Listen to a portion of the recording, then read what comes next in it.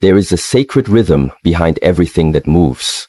Though most people cannot see it, it exists. Though the eye may miss it, the soul always knows. There is a timing that does not belong to man, a precision that no calendar can contain, and a harmony that no alarm clock can replicate. This is the timing of heaven. The divine clock, as I call it, is never late.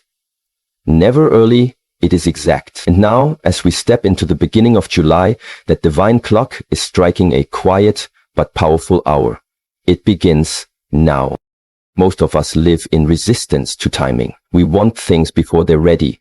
We run toward results before we've gone through refinement. And when life seems to delay our desires, we begin to question the process. Or worse, we question ourselves.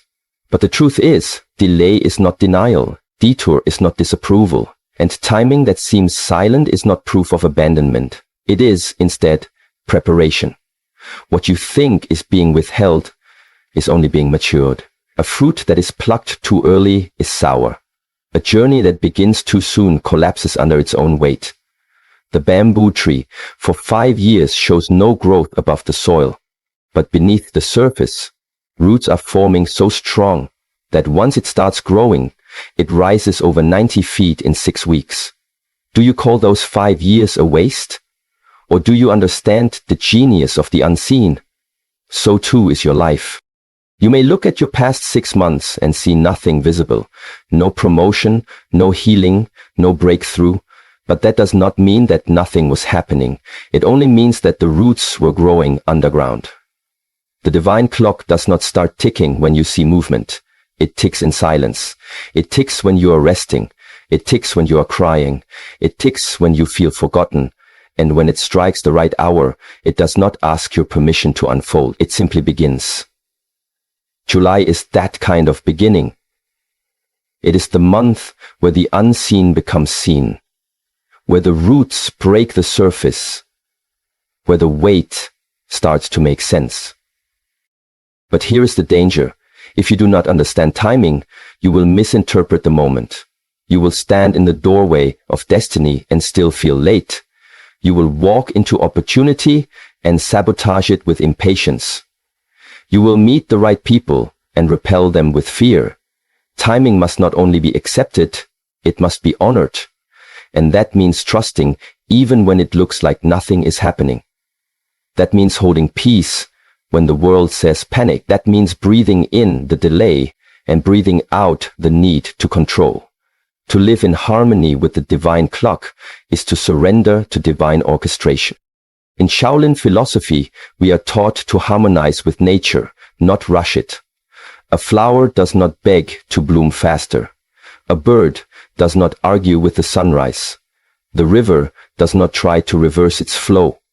Why then do we, beings created from the same breath as the stars, fight with time? Because we have forgotten that we are not the masters of destiny. We are the students of it. The wise man does not demand the next chapter. He turns the pages with patience, knowing the author knows the ending. God is the author. You are the page. July is the turning of a new chapter. Many people pray for answers but are unwilling to wait for the appointed time. They pray for change, but resist the stillness that precedes it. But every meaningful transformation begins in silence. Consider the cocoon. The caterpillar enters it not with noise, but with stillness. And from that darkness, it is transformed into something that can fly. The cocoon is not a prison. It is a process. So too are the quiet seasons of your life. You are not being punished. You are being positioned. There is a story in every spiritual tradition about appointed times. In the Christian faith, there is a phrase, in the fullness of time, not in the rush of time, not in the panic of time, but in the fullness, the completeness of time. That fullness is now. July has arrived full.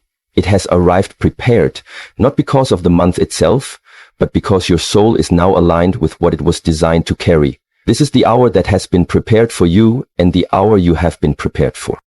I often tell my students at the temple, the hardest training is not physical, it is spiritual patience. It is staying calm when your mind screams to react. It is standing still when your ego wants to run. It is being at peace when everyone else is chasing what isn't theirs. You must learn to wait without anxiety and act without hesitation. That is the balance, that is the discipline. And that is the path of those who walk with the divine clock instead of against it.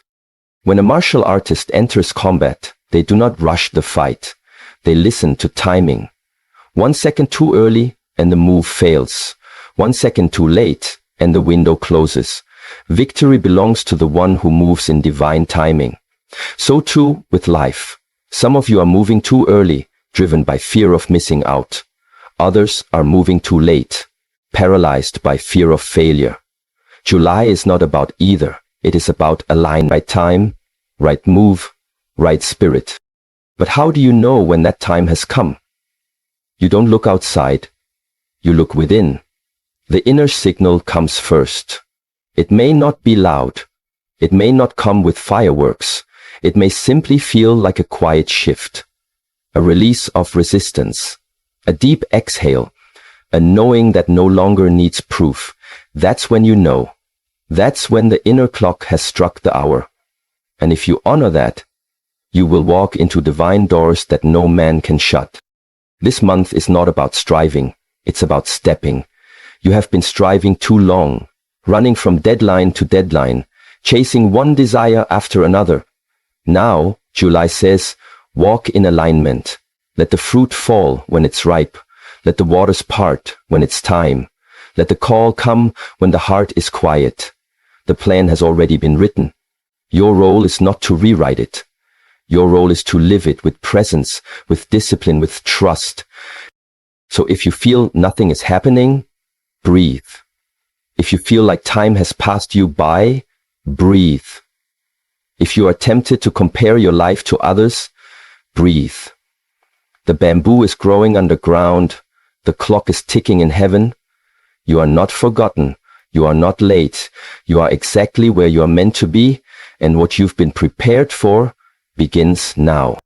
At the monastery, there is a gong that sounds every hour, but long before the sound is heard, the mechanism has been moving silently. So too is God's plan. What you hear in July is only the sound, but the preparation began long ago, and your obedience, your patience, your perseverance has not gone unnoticed. This is not a month of random blessings. It is a month of revealed blueprints. What you could not see, what you could not explain, what you could not understand, now you will. And so I say again, as clearly as I can, the divine clock is never late. It is exact. It is sacred. It is personal. It is perfect. And this July, it is ticking in your favor. Walk softly, move wisely, and listen closely, because what is meant for you is now moving towards you. Not a second too early, not a moment too late, but right on time. In life, most suffering comes not from what happens, but from our unwillingness to let go. We hold, we cling, we attach ourselves to what was, to what could have been, to who we once were, and in this clinging we create tension. That tension becomes blindness. It becomes noise. And in that noise we cannot hear what the divine is trying to say. This is why detachment is not just a virtue, it is a necessity. It is not a sign of weakness, but of great strength. To detach is not to give up. It is to finally make space for something higher to enter.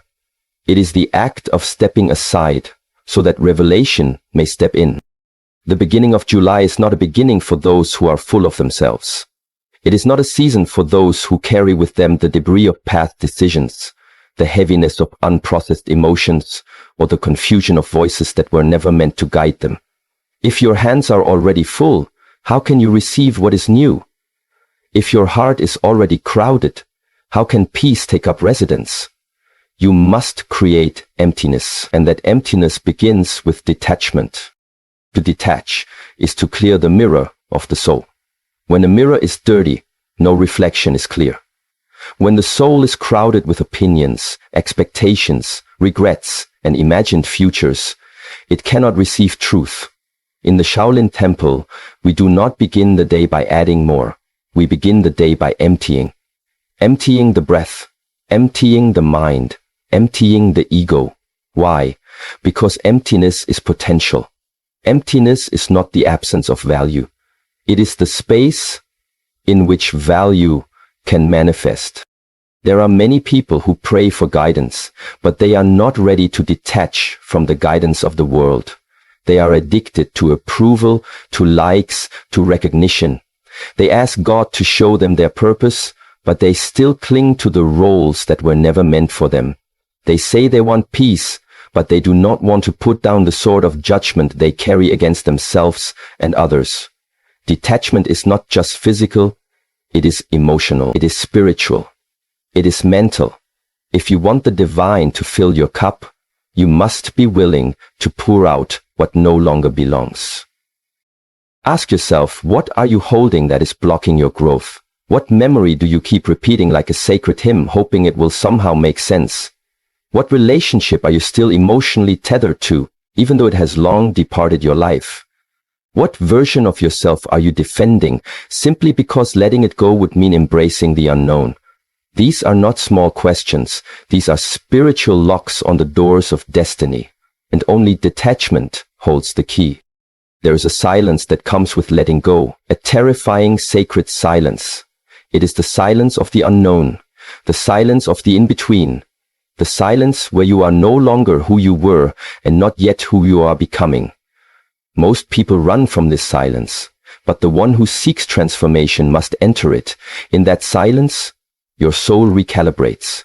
In that silence, what is false begins to fall away. In that silence, what is true begins to rise. I remember my own journey through the path of detachment. There was a time when I trained with intensity but held too tightly to outcomes. I wanted to be recognized for my discipline. I wanted to reach a level of mastery that others would admire. But this need, though subtle, was a form of attachment. Attachment to image. Attachment to reputation. And because of that attachment, I was blind to the next layer of refinement my soul needed. Only when I released the desire for recognition did my training evolve into something purer. Only when I detached from external reward did internal mastery begin. This is not just my path. It is the path for anyone who wishes to go beyond form into essence. You may say, but I have responsibilities. I cannot just let go, and I will tell you this. Detachment is not irresponsibility. It is not apathy. It is alignment. When a tree lets go of its leaves, it is not dying. It is preparing for renewal. When you let go of what no longer aligns, you are not giving up. You are clearing the way for what truly belongs. Letting go of the wrong does not mean you are left with nothing. It means you are finally able to receive the right. Many people do not realize that clarity comes after release, not before. You cannot wait to feel ready. You must choose to let go, and then clarity will follow. You must drop the weight, and then you will rise. Just as the lotus rises from the mud, your revelation will rise from the space that detachment creates. The more you hold, the more you sink. The more you release, the more you ascend. Sometimes, what you must detach from is not a person, but a belief that you are not enough, a belief that nothing will change, a belief that your past defines you. These beliefs are not truths. They are illusions, passed down by fear, by culture, by trauma, and yet you carry them as if they were sacred truths. I tell you, let them go. A belief is a seed. If you water a lie, it grows into limitation. But if you uproot that lie, you make room for faith. You make room for vision. You make room for truth. In this season, at the start of July, heaven is speaking softly, but the ears that can hear are not the ones tuned to noise. They are the ones cleansed by detachment. If you want to hear clearly, you must be willing to empty. Your future is not hidden from you. It is hidden by you, hidden behind your insistence on carrying what was never meant to be carried. In the Shaolin teachings, we say, to carry the mountain, you must become the wind. The mountain represents the burdens of life, the opinions of others, the weight of expectations, the pressure to perform. The wind represents freedom, flow, and form without attachment. When you become the wind, you move with grace. You pass through life without being trapped by it. You remain rooted but not rigid, present but not possessive. This is what detachment offers.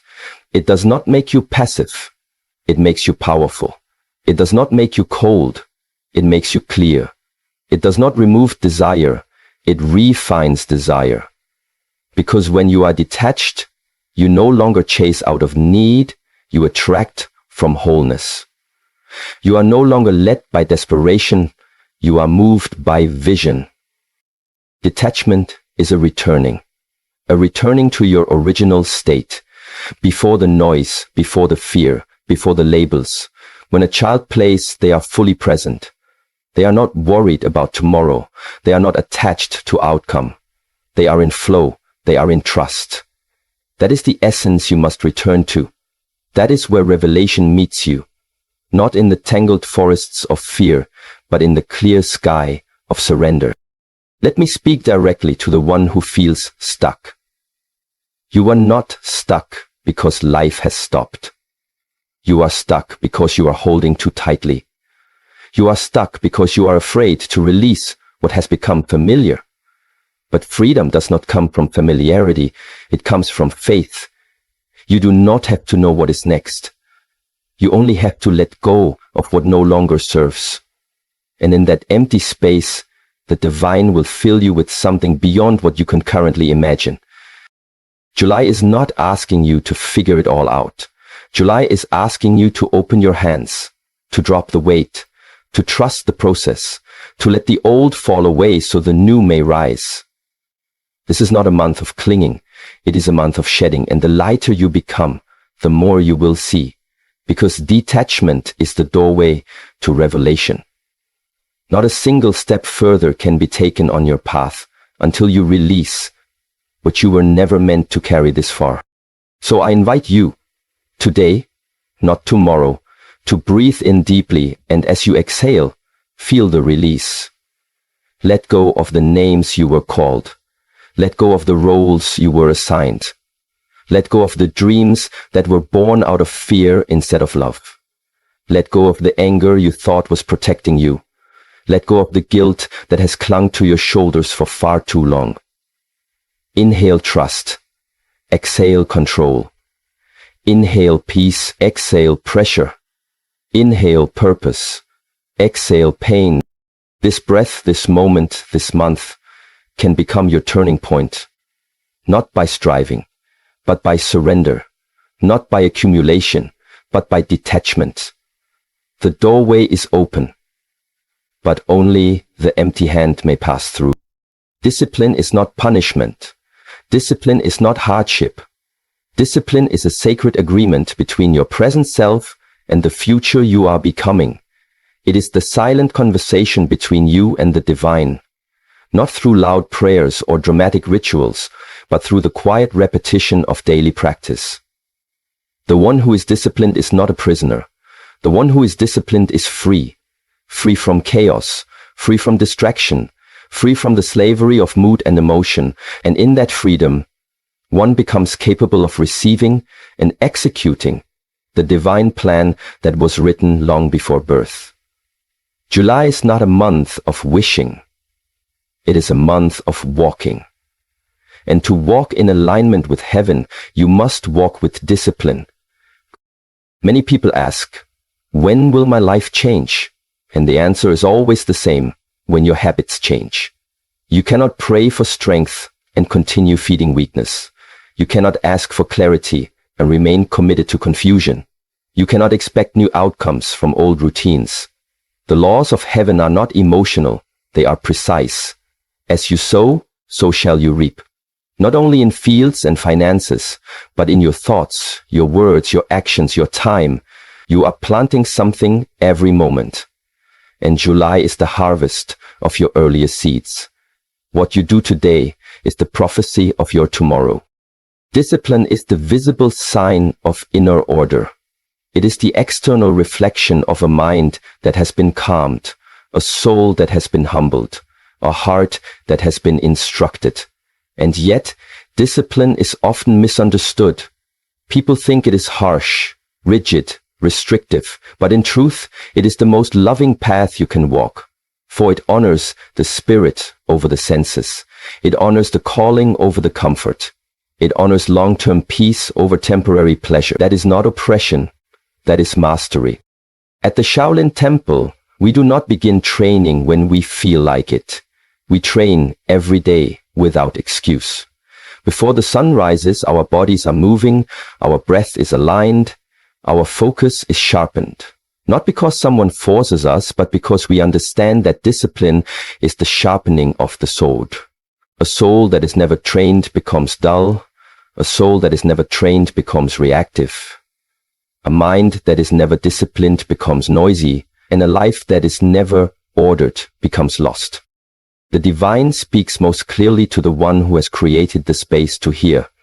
But if your life is filled with noise, how can you hear anything at all?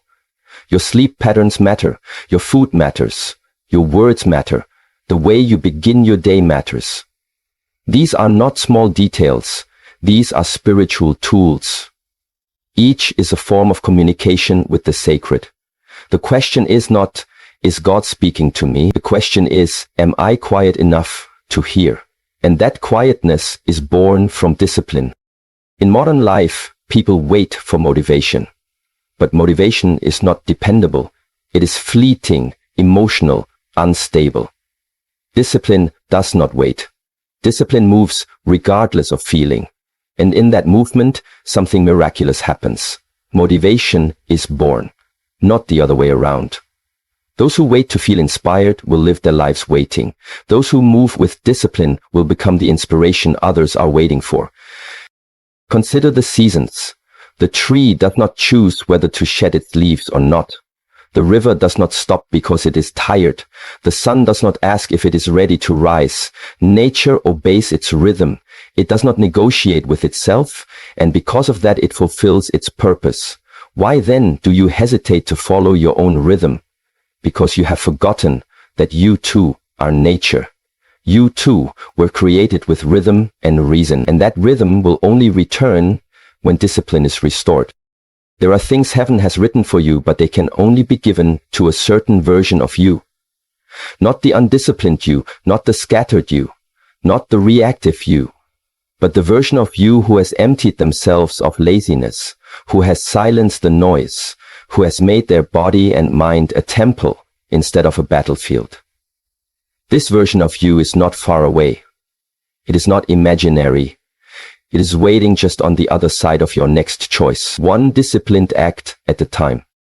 To live with discipline is to declare that your purpose matters, that your time is sacred, that your energy is valuable, that your thoughts are not trash to be dumped anywhere, but seeds to be planted with care. You do not train for vanity. You train to become useful to the mission, to become steady in the storm, to become reliable to the divine. This is why spiritual warriors are not defined by emotion, but by execution. What you do in private is who you are becoming. And July is not looking for wishful thinkers. July is looking for doers of the word, keepers of the way, stewards of the calling. Many people want divine revelation, but they cannot even manage their daily routine. They want spiritual power, but they cannot control their appetite. They want to lead others, but they cannot lead themselves. Discipline is the bridge between desire and manifestation. It is the gap between who you are and who you are meant to be. It is not built overnight. It is built moment by moment, choice by choice, breath by breath. Some days you will feel like giving up. Some mornings you will wake up tired, uninspired, confused. It is in those moments that discipline becomes your lifeline. Feelings are not facts, but discipline is an anchor. When your emotions shift like waves, discipline grounds you in principle. And principle is eternal. It does not rise and fall with opinion. It does not change with the news. It does not fade with failure. Discipline is not built by what you do once. It is built by what you return to again and again and again. In our training, we bow before entering the hall, not out of ritual, but out of recognition. Recognition that this space is sacred, that this time is sacred, that this body, though temporary, is a sacred vehicle. So we honor it through movement, through breath, through silence. Every bow is a reminder. I am here with purpose. I am not drifting. I am not lost. I am not a victim of time. I am a vessel of time, and I must treat that time with reverence. Discipline teaches you how to keep your promise to yourself. And when you become a person who keeps promises to yourself, you become a person that heaven can trust. The small rituals you build, waking up early, praying in stillness, eating with awareness, walking with intention, these are not meaningless. These are signs that you are ready, that you are mature enough to carry what has been delayed. You are mature enough to carry what has been delayed. Many things you are waiting for are not being denied. They are waiting for you to grow into someone who can carry them without dropping them. That growth is called discipline. When you are disciplined, you are no longer ruled by reaction. You no longer need the world to slow down for you to feel at peace. You carry peace into the chaos. You become still in movement. You become soft in strength. You become focused in a world addicted to distraction. This is power, not the power of control, the power of alignment. You are no longer just surviving. You are transmitting the order of heaven through the vehicle of your life. And what happens when a soul begins to live like this? Doors open, not because you chased them, but because they were always assigned to the version of you that you have now become. Opportunities align. People arrive. The right words are spoken. Why? Because discipline creates frequency, and frequency creates attraction. You do not need to force what belongs. You only need to become someone who belongs to it. That is the hidden gift of discipline. It transforms your vibration. It lifts you out of fear, out of confusion, out of aimlessness, and places you squarely in your purpose. Irai is a divine appointment. But appointments require preparation. The question is not whether God will move. The question is whether you are ready. Have you shown up to your life with discipline? Have you honored the temple of your body? Have you sharpened the sword of your focus? Have you silenced the noise in your mind long enough to hear the soft whispers of wisdom? You cannot microwave spiritual maturity. You cannot fast-track inner order. These things are forged in the fire of consistency, and consistency is the fruit of discipline. So ask yourself, what have I been avoiding? What have I made excuses for? What promise did I break to myself that I must now return to? These are the questions that unlock the path forward. Not dramatic changes, but quiet realignments. You already know what needs to change. The voice has already spoken. The question is, will you obey? Obedience is not about external rules. It is about inner order. A tree obeys the wind. A bird obeys the sky. A river obeys the mountain. And a warrior obeys the call. That obedience is called discipline. And in July, it is not optional. It is the gate. The divine is not looking for the most gifted. The divine is looking for the most consistent, the most trustworthy, the most ready. And readiness is revealed in rhythm, not just in moments of inspiration, but in daily integration, not just in Sunday rituals, but in Monday decisions, not just in big breakthroughs, but in small behaviors. This is the way. This is the teaching. This is the quiet power of discipline. The invisible root that supports the visible fruit. The unseen effort that carries the seen outcome. If you truly desire what was written for you, then start with one thing today. Not everything, just one. Wake up on time. Drink water with presence. Speak with intention. Silence your phone. Say no when needed. Say yes when it aligns. Build one brick of discipline today. and tomorrow another. Soon, you will look up and realize that the temple has been built, not in a day, but in devotion. Discipline is your proof of faith. It is your response to revelation. It is the signal to heaven, I am ready. And Julie is listening.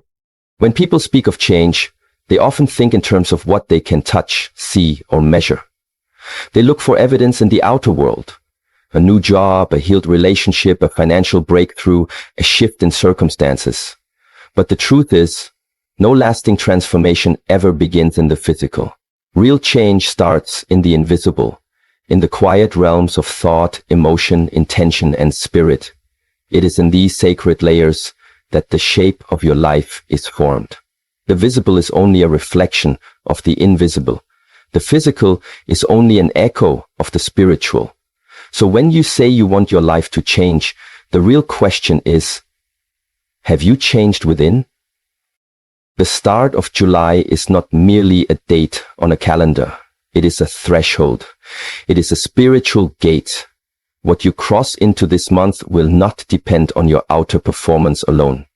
It will depend on your inner frequency, your alignment, your clarity, your ability to attune yourself to the truth of who you really are beneath the noise of fear, doubt, and ego.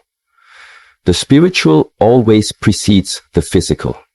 It is not something to believe because it sounds poetic. It is something to experience because it is eternal law. You are not a body that has a soul. You are a soul that temporarily inhabits a body. And so the soul must lead. A shift in the spirit is often silent. It does not announce itself with fireworks. It does not beg for attention. It happens quietly, sometimes in a deep breath, sometimes in a tear, sometimes in a moment of surrender, when you finally release the need to control everything and simply allow yourself to be. That is where true power lives. In the stillness, in the surrender, in the decision to stop fighting the current of your life and start flowing with it.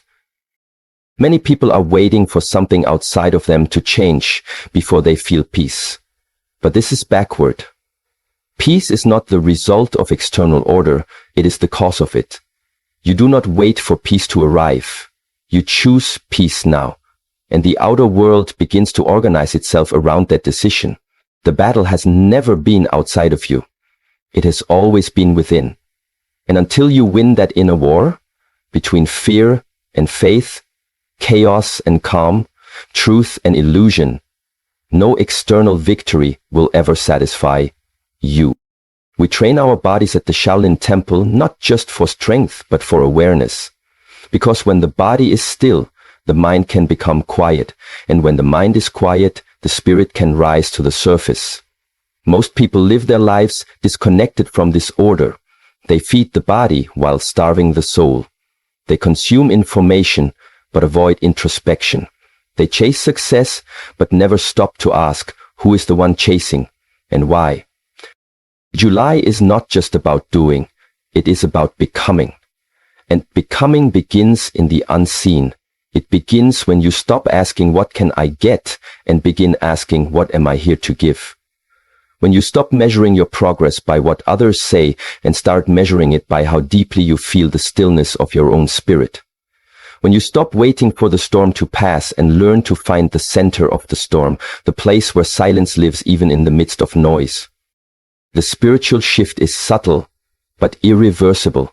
It changes how you respond, how you breathe, how you walk into rooms. It changes your posture, not only your physical one, but the posture of your soul. You are no longer leaning forward in desperation or leaning backward in avoidance. You are centered, present, awake. From that place, life begins to meet you differently. Not because life changed, but because you changed. In our temple, we do not teach that life must become easier. We teach that you must become deeper. Deeper in awareness, deeper in self-control, deeper in surrender. Because depth brings perspective. And when you have perspective, nothing outside of you can truly shake you. A man who has gone deep within himself cannot be manipulated by shallow noise. A woman who knows her soul cannot be controlled by surface-level fear. And this depth, that's the real shift. That is the inner earthquake that quietly rearranges your whole life, even before anything outside of you begins to move. People often ask, how will I know the shift is happening? And the answer is simple. You will start to feel uncomfortable in situations you once tolerated. You will begin to crave solitude over distraction. You will stop seeking validation from those who never understood your value. You will start to speak less and listen more. You will start to feel a magnetic pull towards stillness, silence, and sacred discipline. These are not signs of isolation. These are symptoms of awakening. When your spirit begins to shift, your environment will start to adjust. This may mean relationships fall away.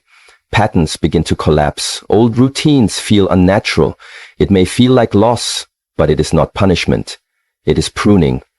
The branches that no longer bear fruit are being cut, so more light can enter. If you try to hold on to what is falling away, you will suffer. But if you allow the shedding, you will be reborn. Let the old version of you fall like dry leaves in autumn. The roots remain. And from those roots, something new will grow. This month, stop trying to fix the outer world. Begin instead to observe the inner world. Watch your thoughts. Watch your reactions. Notice what triggers you. Pay attention to what energizes you and what drains you.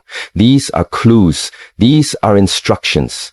The divine is always speaking, but we often miss the message because we are too busy performing for a world that does not know who we really are. You do not need to impress anyone to be worthy. You need only to return to the truth within you. And that truth is not loud. It is not angry. It is still and small and powerful beyond measure. And as the shift occurs in the spirit, your vision changes. You no longer chase what others are chasing. You begin to seek meaning over metrics, purpose over popularity, stillness over stimulation. And from this new alignment, your decisions begin to carry more weight. You speak less, but your words have more power. You do less, but your actions carry more impact. You become less visible to the world, but more visible to the divine. This is the sacred paradox of awakening. The more invisible your inner shift becomes, the more inevitable your outer transformation becomes. Nothing truly great happens in a rush.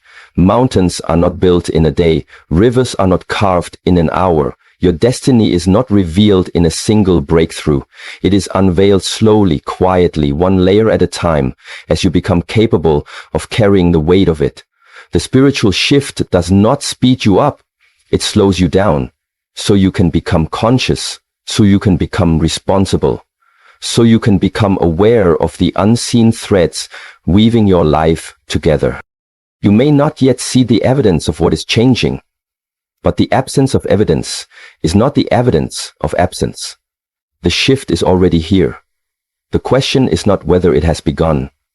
The question is whether you are still enough to recognize it. Like a seed breaking open underground, transformation is first felt before it is seen. Trust what you feel, even if you cannot explain it. Trust what you sense, even if others cannot see it. The spirit speaks in symbols, in dreams, in nudges, in patterns, in synchronicities. Pay attention. Nothing is random anymore. Your body may not yet feel strong, but your spirit is awakening. Your situation may still look the same, but your lens is changing. This is the power of spiritual alignment. You stop living from reaction and start living from revelation. You stop chasing outcomes and start moving from inner knowing.